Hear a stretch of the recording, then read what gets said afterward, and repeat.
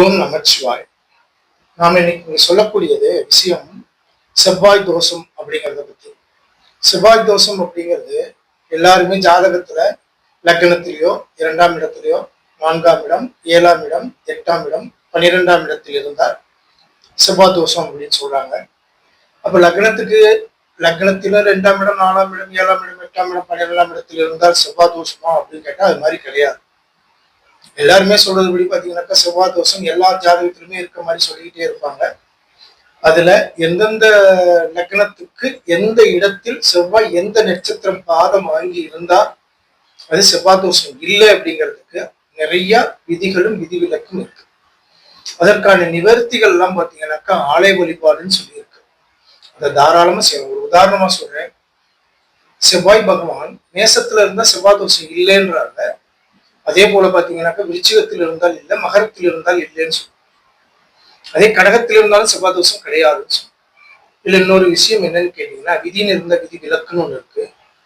அதே நேரத்துல மேசத்தில் இருக்கக்கூடிய செவ்வாய் பாத்தீங்கன்னா லக்னத்துல இருந்தால் செவ்வாய் தோஷம் ஒரு சிலர் சொல்லி போடுறாங்க. ஆட்சி பெற்று இருந்தாலும் செவ்வாய் தோஷம் தான். நல்லா தெரிஞ்சுக்கோங்க. அதுல உள்ள நட்சத்திர பாதம்னு சொல்லக்கூடியதுல அதாவது கேது பகவான் அஸ்வினி நட்சத்திரம் 4ஆம் பாதத்தில் இருந்தாலும், சுக்கிர பகவானின் பரணி நட்சத்திரம் அது போல சுக்கிர பகவான் நட்சத்திரங்கள்ல மேசத்துல 4ஆம் பாதத்தில் இருந்தாலும், ரிஷபத்துல பாத்தீங்கன்னாக்க கிருத்திகை நட்சத்திரம் 2ஆம் பாதத்தில் இருந்தாலும், அதே போல ஒவ்வொரு இதுக்குமே பாத்தீங்கன்னா ஒவ்வொரு பாதத்தில் இருந்தா தனித்தனியாக இதை நம்ம எடுக்கலாம். இதுக்காக நம்ம என்ன செய்யணும்னு கேட்டீங்கன்னா, வரக்கூடிய 22/2/2026 அன்று உங்களோட ஜாதக பிறந்த நேரம், பிறந்த தேதி, பிறந்த ஊரு, உங்களுடைய பேரு இதெல்லாம் போட்டு நீங்க என்னோட இந்த ஷார்ட்ஸ்ல கமெண்ட்ஸ்ல பதிவு பண்ணுங்க. நான் ஞாயிற்றுக்கிழமை பாத்தீங்கன்னா நம்மளோட யூடியூப் சேனல்ல ஒரு லைவ் ப்ரோக்ராம் நடத்துறோம். அதுல உங்களோட ஜாதகத்துல செவ்வாய் தோஷம் இருக்கா இல்லையாங்கிறத நம்ம சொல்றோம்.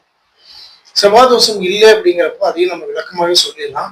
செவ்வாய் தோஷம் இருக்கிற மாதிரி ஒரு சூழ்நிலை இருக்குன்னா அதுக்கு என்ன பரிகாரம் அப்படிங்கிறது, அதாவது வழிபாடு தான். பரிகாரம்ன்றது இங்க நாங்க செய்யறது கிடையாது. நான் எல்லாத்தையுமே சொல்றதுதான் வழிபாடு தான். அந்த வழிபாடு நீங்க எந்த ஆலயத்துல என்ன கிழமையில எப்போ என்ன செய்யணுங்கிறதையும் நம்ம அதிலேயே சொல்லிடுவோம். அதனால உங்களுடைய பதிவுகளை நமது யூடியூப் சேனல்ல நீங்க இன்னையிலிருந்தே பதிவு பண்ணிக்கோங்க. 22/2/2026 அன்று அதுக்கான லைவ் ப்ரோக்ராம் நடத்தும். அதுக்கான டைம் என்னன்றதை திருப்பி நான் இந்த ஷார்ட்ஸ்ல ஒரு வீடியோவை போடுவேன். அதை பார்த்து பயனடைங்க. தேவைப்படுறவங்க உங்களோட விவரங்களை பதிவிடுங்க. ஓம் நமச்சிவாய வாழ்க வளமுடன்.